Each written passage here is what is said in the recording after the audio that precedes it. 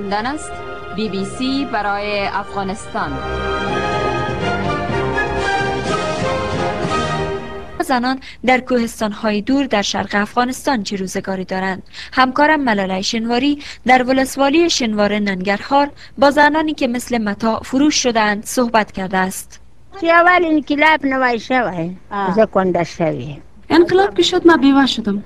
2 دختر داشتم که با ما بودن. همه ما با پسرندرم زندگی میکردیم. چرا تو را تا حالا نفروختن؟ اینجا خود زنها را میفروشن. خبر بله وکنه دقیقه سی به توتی چمچه سرف کاره را تیریدم تیر عمر که بچی خدای را اکرم رشو ده بزانی مفاعت شوی او خپل دبر که اومه گپ در جای دیگه بود خواهر. من بعد از سالها صاحب یک پسر شدم، اما او از دستم رفت. فقط 2 دختر برم ماند. بسیار با احتیاط زندگی میکردم و خود از چشم همگی پنهان میکردم، چون در بین قوم خود زندگی داشتم و گفته بودم که هر قدر زندگی سخت سرم بیایه شوهر نمیگیرم. حالا سالها گذشته و فصل خزان زندگی مرسیده. ما با امید خدا نشستیم.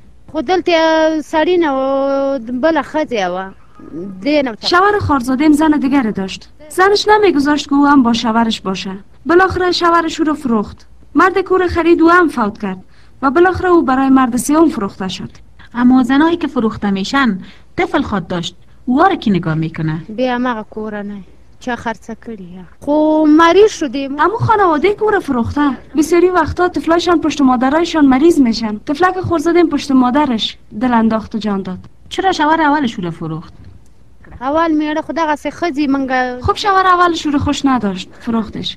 اونا هیچ کدام پروای طفل از او ندارن. این مسلمانی نیست. اگه مسلمانی باشه کسی طفل کسی را از آغوش مادرش جدا میکنه؟ زنای بیوه اینجا فروخته میشه؟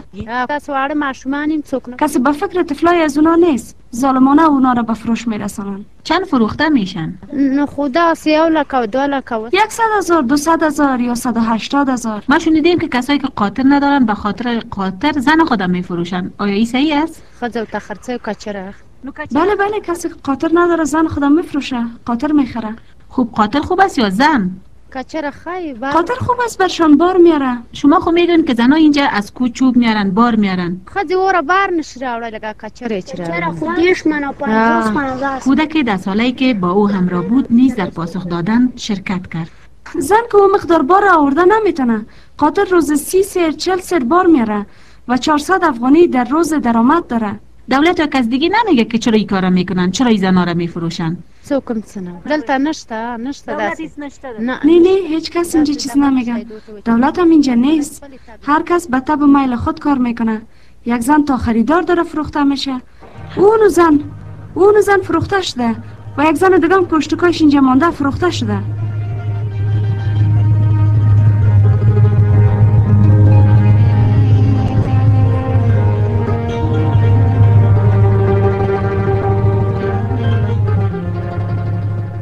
دختر دیگر را میپرسم چند ساله است؟ میگوید 13 ساله شاید باشم. آیا از این خوشحال هستی که عروسی کردی؟ نه. چرا؟ اما تو چرا به تو ظلم میکنن؟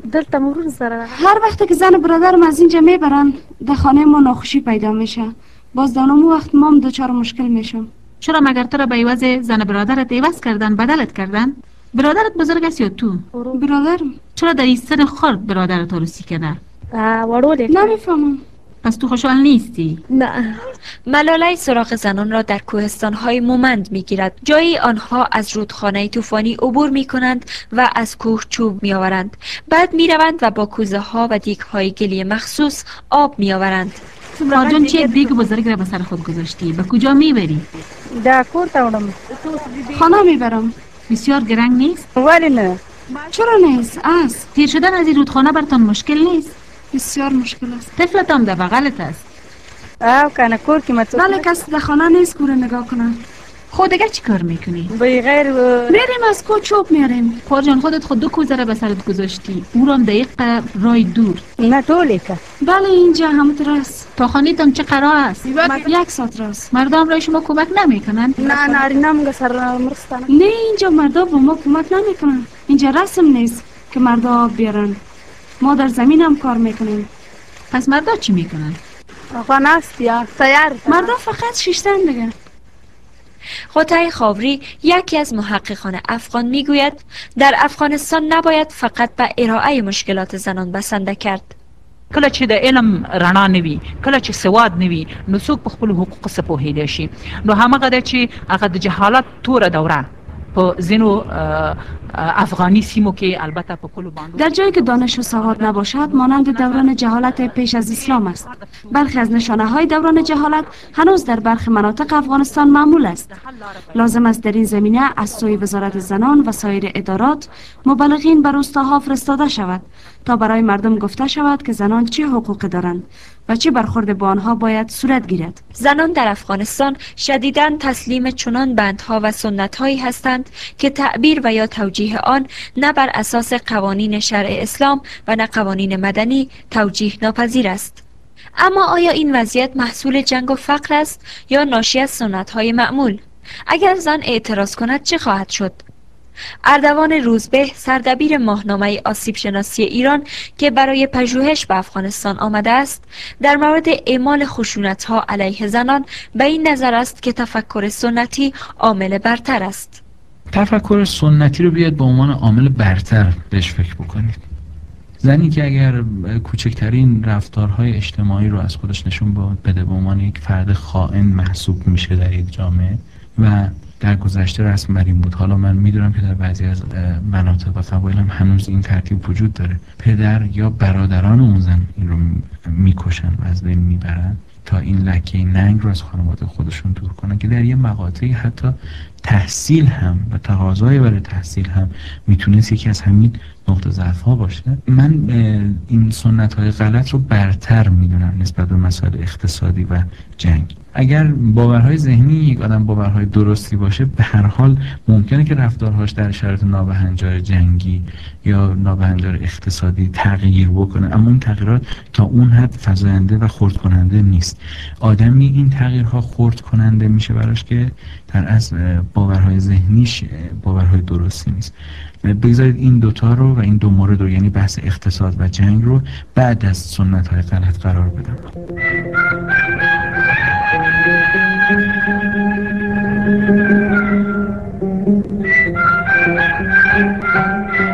اما اگر در اینجا که سنت ها برتر از هر قانونی عمل می کند و اعتراض زن برای رفع ستم و دستیابی به خواستهای مشروعش می تواند با فروش یا مرگ پاسخ داده شود، بشنویم که جنگ و مهاجرت در جاهای دیگر چه بلاهایی را بر سر زنان افغان وارد آورده است.